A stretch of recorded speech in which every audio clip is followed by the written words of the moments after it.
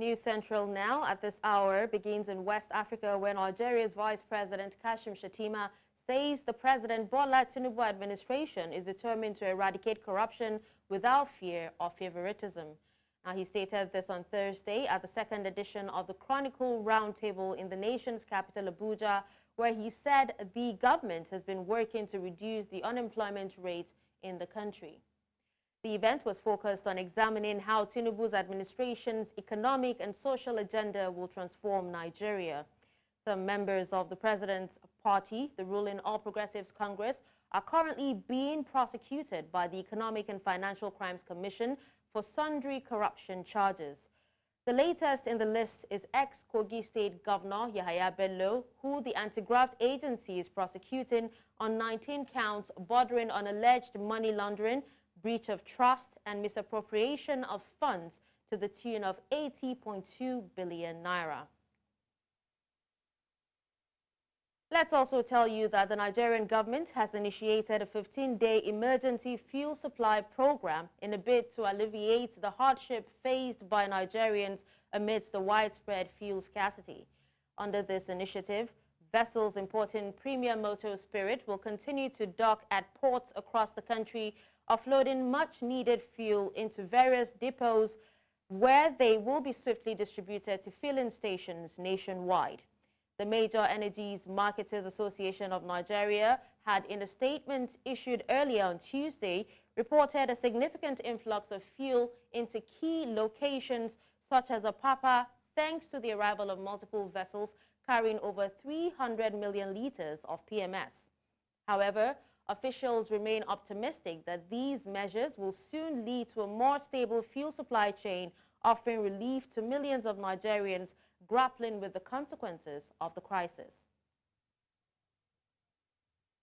Images circulating social media today had it at the popular ILO Market in Lagos that it was set ablaze after rival gangs clashed in the area.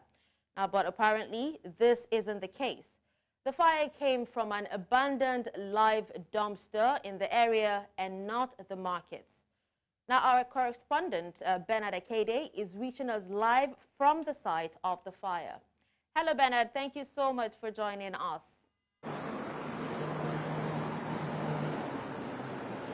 All right, so Bernard, if you can hear me, can you tell us what exactly is going on?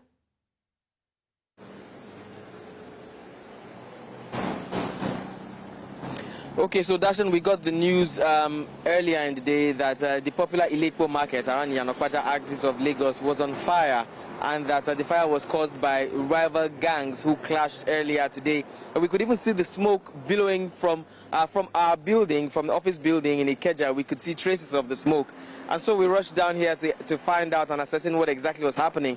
Well, the case is different. You can see behind me, this is not the market. This is an abandoned dump site, not too far from the market, a few kilometers away from the market. And this is where the smoke was. That we heard about did happen at the market, but it had nothing to do with the dump site.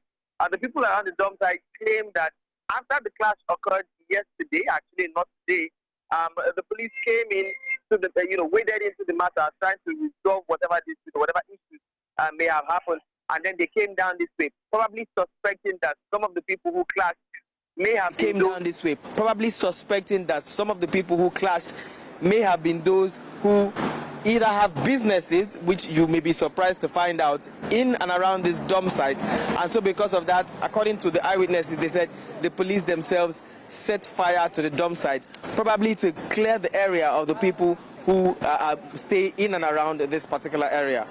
So, Bernard, you're saying that the market was in fact not affected and it wasn't set ablaze by any rival gang?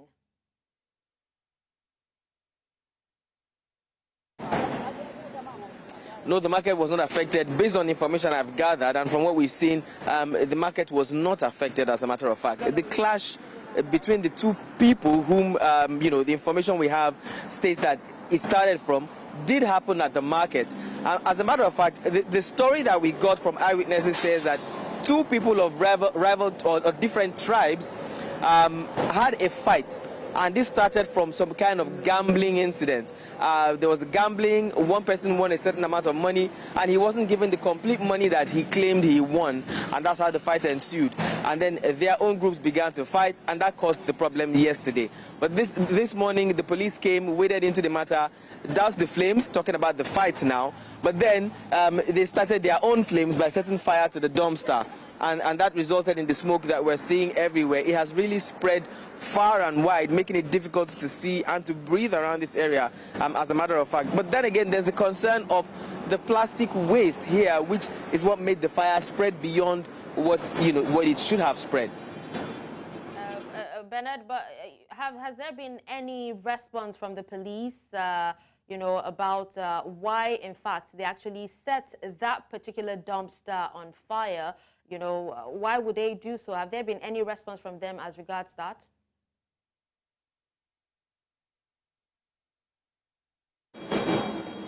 Well, it usually is difficult to get the police to speak. The police officers whom we saw here on parade or observing the area refused to speak to us directly. But from the people around here, what we got was that the possibility of trying to clear the area of criminal activities or gang clashes or inter-gang clashes may have been the reason why they set the dumpster on fire. And that's because the dumpster, like many other dumpsters in Lagos, actually has people living and working in them. This one behind me here has people who have businesses, as a matter of fact. We met a lady or spoke to a lady who said that she has a business in this dump site, or dumpster, I beg your pardon, where she deals in recycling of plastic waste. According to her, when this place was set ablaze, she lost goods worth 4 million naira from what just looks like an ordinary dumpster just behind me here. She also claimed that there are people who live here, people who run businesses here. And it also, like certain other dumpsters, could be a hideout for criminal activities and criminal persons. And that may just be the reason why the police set the place ablaze. Thank you so much, Bernard, for reaching out to us and also, updating us on this incident. All right, in the meantime, motorists in Nigeria's capital, Abuja, have complained about the availability of petrol to black market sellers despite being scarce in the open market and causing untold hardship for citizens. Now, our correspondent, Joshua Imarai, visited some petrol stations in the capital to appraise the current situation. Here's his report from the ground.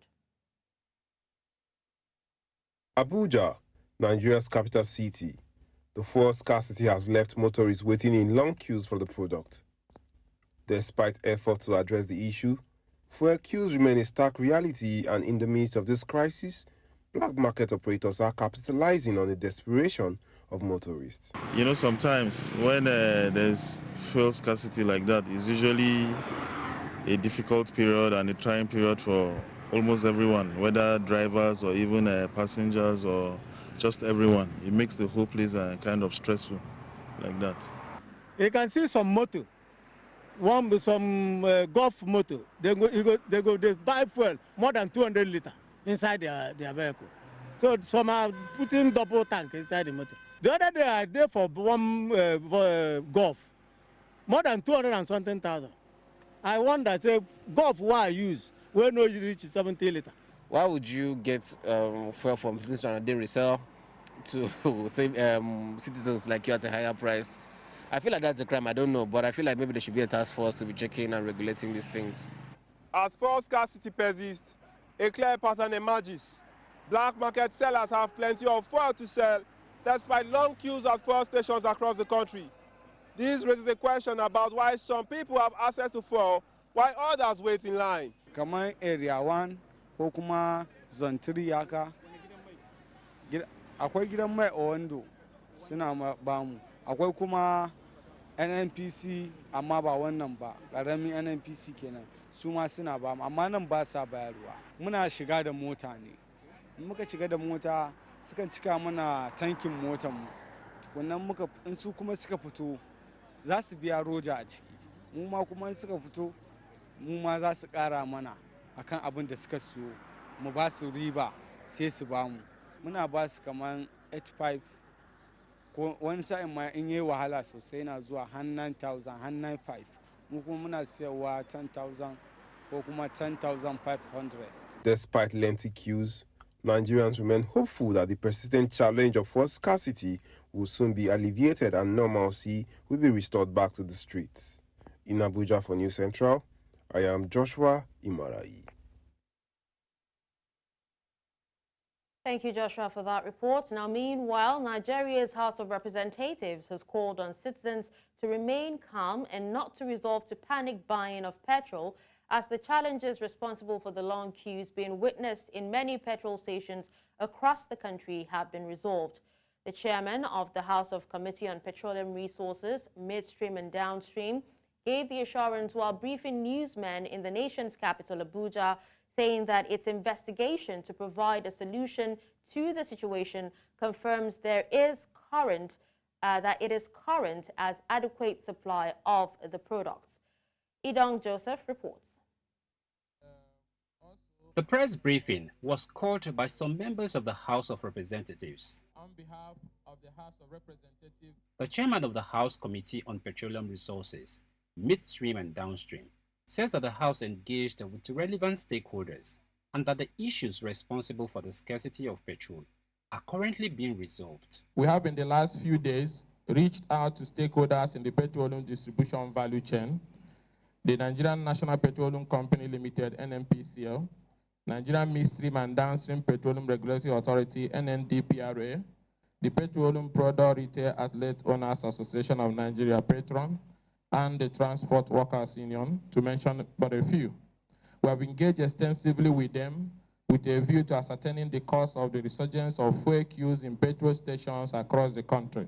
While expressing concerns, the committee frowned at the activities of middlemen taking advantage of the situation and assured Nigerians that the logistical challenges have been resolved. The challenges that caused the destruction was the logistic issue, and that has been handled with the maritime shuttle vessels as we speak.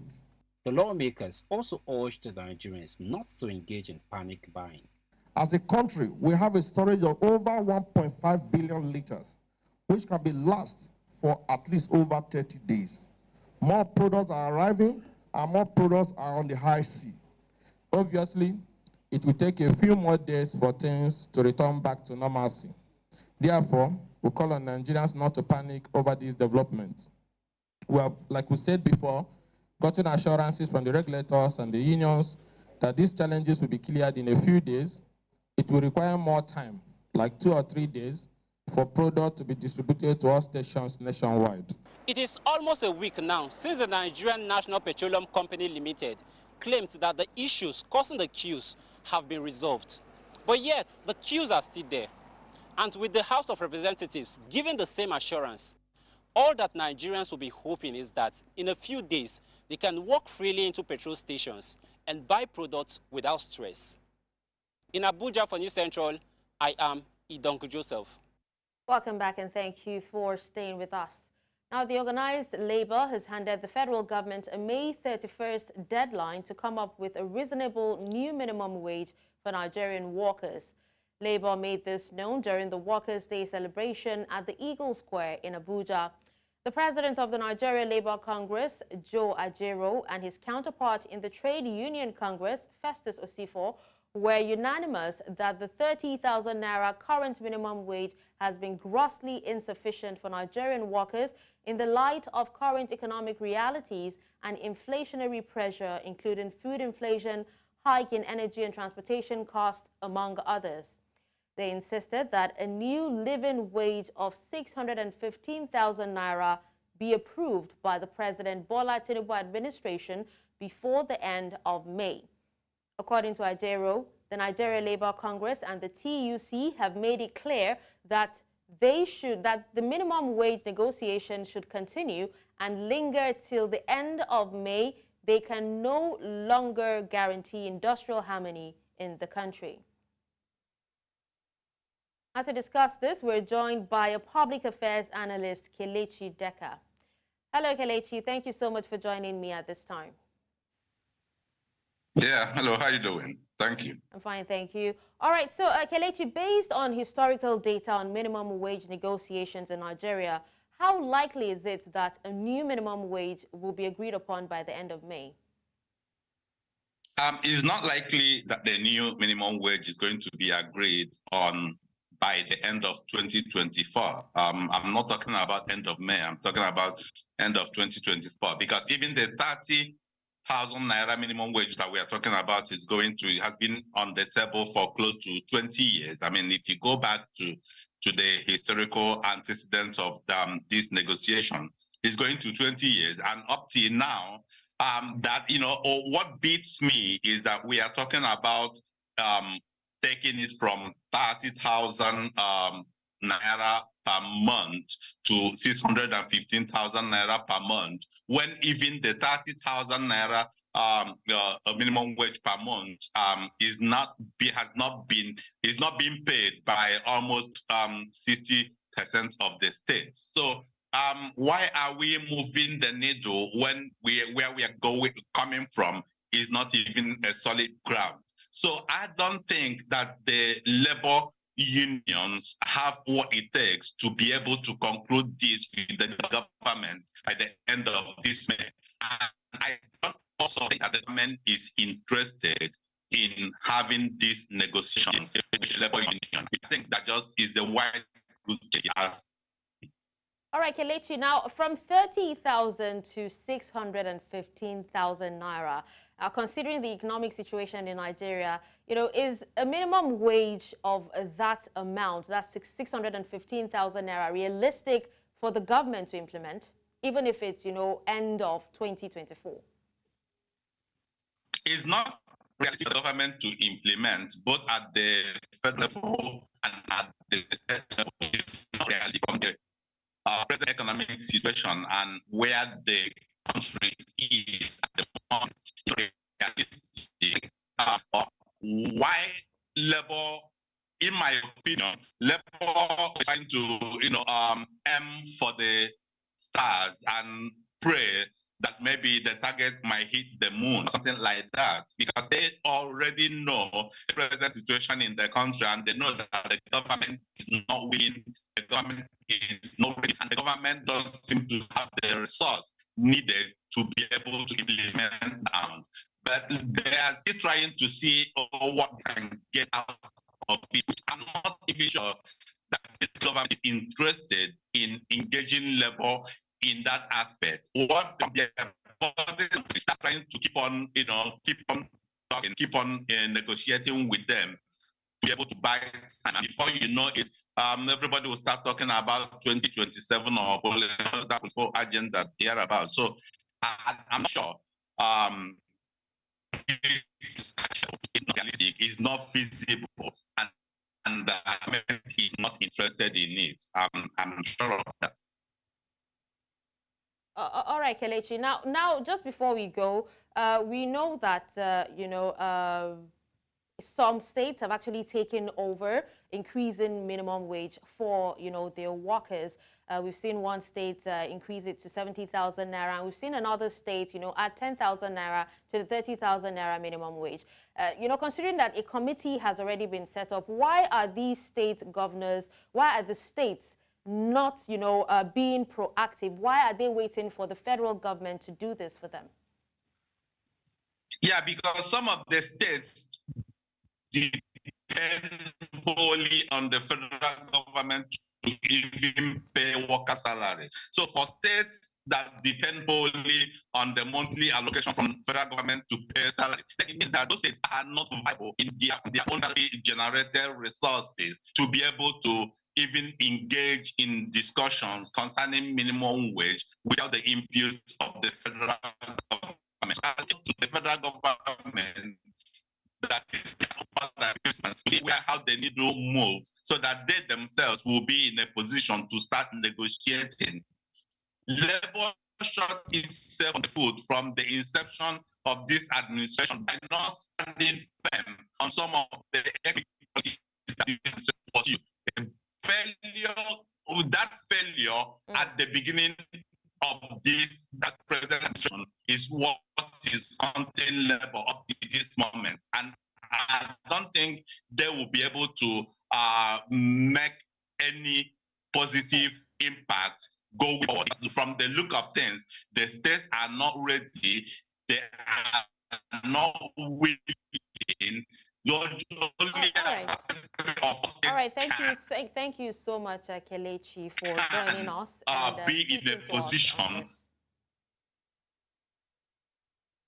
All right, moving away from that, the Economic and Financial Crimes Commission and celebrity barman Cubana chief priest have agreed to settle the Naira abuse charge slammed against the socialite out of court. The Federal High Court in Lagos State had on Wednesday granted Cubana chief priest 10 million Naira bail with two shorties in like sum.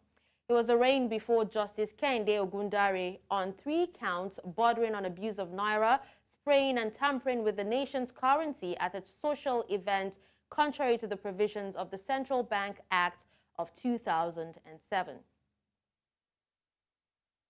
Now, the Joint Admissions and Matriculations Board has announced the release of the 2024 Unified Treasury Matriculation Examination results. JAMB Registrar Professor Ishaq Oloyede made the announcement during a press conference in Abuja. He explained that out of the 1.9 million candidates who registered for the exam, over 1.9 million sat for it, while 80,810 were absent. However, he noted that the board is withholding the results of 64,624 candidates for further investigation. Now, Professor Oloyede advised candidates to check their results by sending UTME results to either 55019 or 66019 via SMS starting from today. Out of the 1,989,668 candidates who registered, 1,989,668, 80,810 were absent. So a total of 1,904,189 sat for it within 6 days. Therefore, 64,624 results are under investigation. 95 centers experienced hiccups of disrupting only 150 of 9,156 sessions. In 2024, we have 49.4% of male and 50.6%. To discuss this, we're joined by educational consultant and faculty director, SysTech, British International School, Lagos, Jolawo Olufumilayo. Hello, thank you so much for joining us, Mr. Fumilayo. Hello, thank you for having me. It's a pleasure. So what is your evaluation of the recently published JAMB results? It's not news anymore that the results is just not what it's supposed to be. In the recent years, the statistics kept, dropping, but this year is just a big landfall. But all the same, this attests to the fact that you cannot actually dissociate education from the environment or from society. And at the same time, you cannot remove society from education. So to me, I think it's just a microcosm of what is happening in today's world vis-a-vis education. All right, so but in comparison to previous years, how does the count of absent candidates, that's 80,810 candidates, in the 2024 JAMB UTME stand? That is quite high. That is quite high. That is like 4.2% of the total pupils that registered for the examination. So that's quite high. If you look at that, that is like equal to the total number of students that scored 250 and above. That just goes to show the importance that the students nowadays put into education. To have over 80,000 students abandon an exam. It's quite interesting, you know. All right. Now, Mr. Olufunmilayo, what are the common explanations, for withholding JAM UTME results? And is the current tally of withheld results, which is about 64,624, above the typical level? Yes. For this year, it's quite high too. It's quite high. Previous years, you can have between 40-something thousand, 30-something thousand, but this year the numbers are quite high. There are different reasons for withholding your results. Withholding does not mean they would not still release the results, but we have different reasons for it.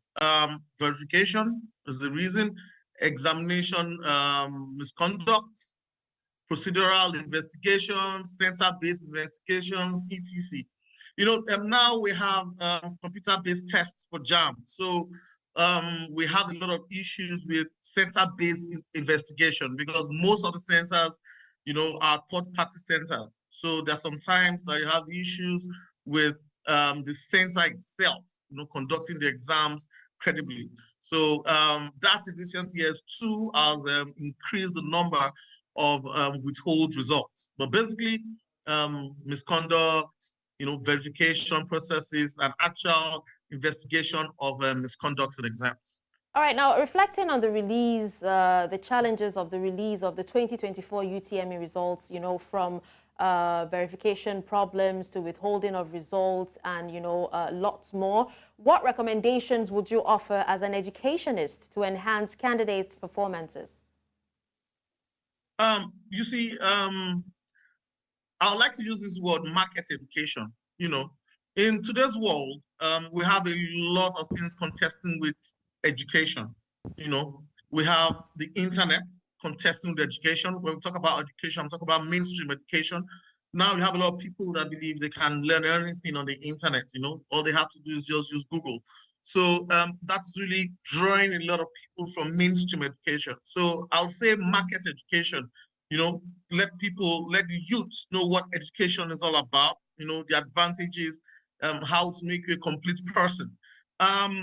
We have to look at social media, the internet as a whole. I know a lot of people don't like saying this, but we have to look at a way where we can actually find a way to monitor it, at least for students. It's very, very important that that is done because that has really eroded what I call the attention span of students.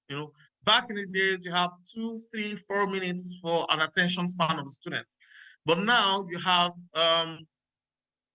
16 seconds, 23 seconds. So that means that if you can't catch a student in 23 seconds, they are off because they have a lot of things, contending for their attention. Then lastly, I'll look at family values. You can't take away family from education. Somebody must be somewhere in the family that, reiterates to them every time that education is important. You need it, whatever you want to do. You want to sing, do whatever, but just get the basics, get education. It's always better if you're educated than if you're not.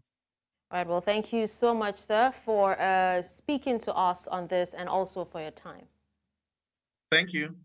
Now, in Southern Africa, civil rights group #NotInMyName says it is deeply concerned by a meeting that took place between South Africa's Independent Electoral Commission and the United States of America's controversial ambassador to South Africa, Ruben Bridgetti II.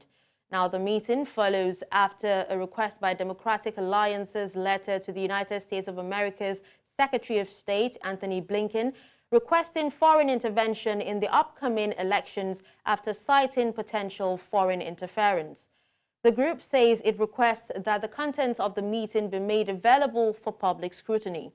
In just under 30 days, South Africa will be going to the much-anticipated 2024 national and provincial government elections after 30 years of democracy. All right, away from that, the Gauteng Health Department has recorded an increase in teenage pregnancy and the termination of pregnancies among girls aged between 10 to 19 years.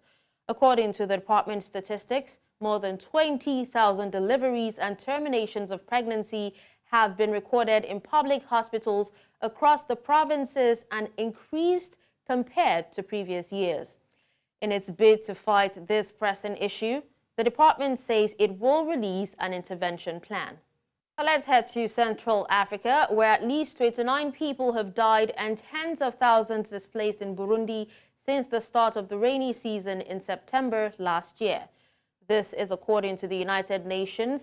Burundi, which the UN says is one of the 20 countries most vulnerable to climate change, has been pelted by almost non-stop rains for months, exacerbated by the El Nino weather pattern. Now, the UN said as of April 26th, more than 237,000 people have been affected, with 42,000 displaced, more than half of them women, adding that 29 people had died and 175 injured. East Africa has been experiencing torrential downpours in recent weeks and that have devastated parts of the region, particularly Kenya and Tanzania, and cost several hundreds lives. The Mozambique government has approved new minimum wages for the 8 sectors of activity, excluding the public service, after a consensus reached at the Labour Consultative Commission. The negotiations were between the government, the employers, and the traders' union. Now, the salary increase varies between 200 metikai and 1,720 metikai. Now, the Deputy Minister of Labour and Social Security, Rolingho Fanella, acknowledged the increase. He, however, said these salaries increases were not what is desirable, but what is possible. Debates on salary adjustments in the sectors of activity started at the beginning of March this year.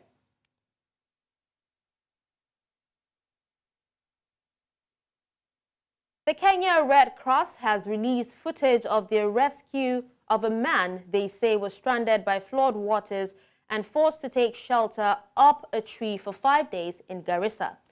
The flood-hit East African nation has battled heavy rains, resulting in 118 deaths so far, with thousands others displaced. It was reported that 125 people were injured and 90 people were currently missing, while 165,000 have been displaced. The heavy rains, amplified by the El Nino weather pattern, has devastated parts of the country as floods and landslides have destroyed roads, bridges, and other infrastructure. Many parts of the East African nation have been devastated by the rains, floods, and landslides that have destroyed roads, bridges, and other infrastructure.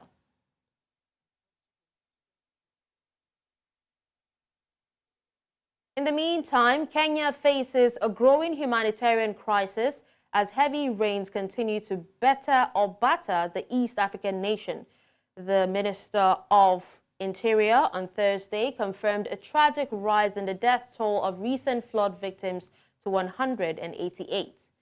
According to a statement issued by the Interior Ministry, the relentless downpours caused widespread flooding and landslides, displacing an estimated 165,000 people. Injuries are also reported, with 125 people seeking medical attention and a further 90 individuals remain missing. One of the most devastating incidents, according to the statement, occurred near Mai Mahiu in the Rift Valley, where a dam burst, claiming the lives of dozens of villagers. Tourists were also reported to have been impacted by the disaster, with nearly 100 stranded in the famed Masai Mara Wildlife Reserve due to overflowing rivers. Now, moving ahead, Kenya's President William Ruto has announced a series of promotions and appointments within the military leadership in the wake of the tragic helicopter crash that claimed the life of General Francis Ogola. Lieutenant General Charles Muriu Karari has been elevated to the esteemed position of general and appointed as the new Chief of Defense Forces, succeeding the late General Ogola. Additionally, Major General John Mugaravai Omenda has been promoted to the rank of Lieutenant General and appointed as the Vice Chief of Defense Forces. These appointments signify a significant reshuffling of top military brass in Kenya. The elevation of Lieutenant General Omenda and the historic promotion of Major General Fatuma Gaiti Ahmed as the first woman to serve as Kenya Air Force Commander marks a new chapter in the country's military leadership. All right, so now we'll be going back to, the story of teenage pregnancy and abortion in Gauteng in South Africa, where records have risen among young girls. And to discuss this, we're joined by Director, Child Protection, National Department of Social Development, Ms. Neliswa Sesekiso. She joins us from Johannesburg. Hello, Melissa. Thank you so much for joining us. Good afternoon, and thank you so much for inviting the Department of Social Development. Greetings to the viewers as well. Good afternoon. All right, now there seems to be an alarming surge of teenage pregnancy and also termination of pregnancy in Gauteng. Not only that, but also South Africa as a whole. In your view, why is that, and what could be a contributing factor to this? From the research point of view, because what we have done as the country, we did research on the factors associated with the teenage pregnancy, and then we are also currently busy with the diagnostic review, evaluating government's response in addressing teenage pregnancy. What we are picking up is the issues of partner and peer-related, pressures, which contributes on these matters, the issues of education, which we are rendering as the country. However, we believe that it's not yet enough, reaching these ages of 10 to 14, as well as 14 to 18. And the other issues that we are picking up is the structural, factors, where issues of inequality, gender-based violence, it's also linked into these issues of teenage pregnancy, because when you look at it, the issues of power relations, where the young girls would get engaged with the older men because it's more of transactional sex due to the triple challenges that are confronting the country, which is your unemployment, inequality, and poverty. So the young girls now find themselves getting involved with these older men, whom they don't have really the power to negotiate, safer sex. All right, now looking at these factors that you have listed, could it be that, young people in South Africa don't get enough education around sex? We would say yes. Previously, that was the case.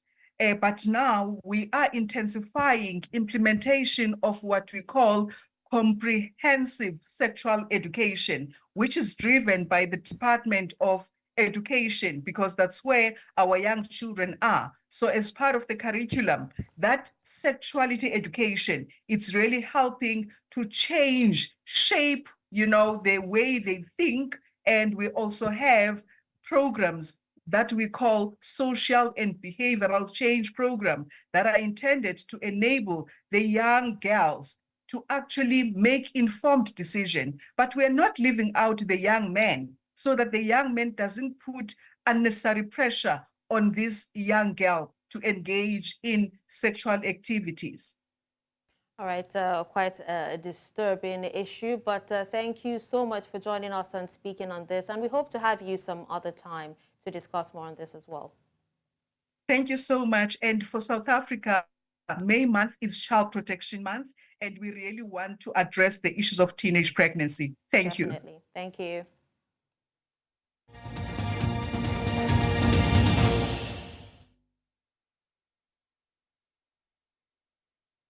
Now, in the world of sports, Bafana will host their 2026 FIFA World Cup qualifier against Zimbabwe at the Free State Stadium in Bloemfontein on Tuesday, 11th June 2024. SAFA acting CEO Dr. Thulani Ngwenya confirmed that the South African senior men's national team will return to Bloemfontein for the first time since the 2010 FIFA World Cup. They last played in the city when they beat France 2-1 in the global FIFA tournament 14 years ago. Coach Hugo Broos charges are in Group C, and they resumed the qualifiers for the tournament to be played in the United States of America, Canada, and Mexico, with the mouth-watering away clash against Nigeria on Friday, 7th June 2024. The South African Football Association, SAFA, will communicate details about the kickoff time and the ticket prices in the coming days. And that's all at this hour. But before we go, here's another look at some of our top stories. We told you that Nigeria's Vice President Kashim Shettima says no favoritism under Tinubu's administration in the fight against corruption. We also told you that as death toll from the deadly Kenya floods rises to 188, Red Cross rescues man stranded in a tree for 5 days. And finally, you heard that El Nino weather pattern claims at least 29 lives in Burundi. Send your eyewitness report to the WhatsApp number on the screen. Do follow us on social media. We are at News Central TV. You can watch News Central live on DSTV channel 422, Star Times channel 274, Avo TV, and YouTube. Many thanks for watching. I'm Darshan Usman.